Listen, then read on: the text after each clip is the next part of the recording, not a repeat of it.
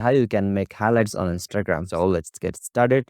So at first you will have to open your Instagram account, and from here you will have to swipe right from your home screen to open the camera roll. So simply swipe right.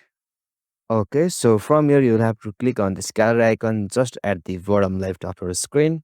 So simply tap on it, and from here you will have to scroll down or select the picture whom you want to add on highlight. So simply I'm choosing this picture. Okay, so from here you will have to click on this arrow option for the next. It's just at the bottom right corner of your screen. So simply tap on it. And from here you will have to click on this share option. And here you got the options like add to highlight. So simply you have to click on that option.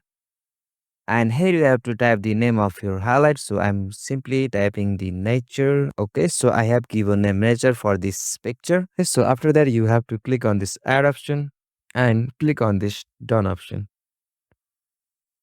Okay, so it's processing. So now the picture I have been selected is directly highlighted on my Instagram. So to confirm it, you'll have to click on this profile icon just at the bottom right of your screen. So simply tap on it.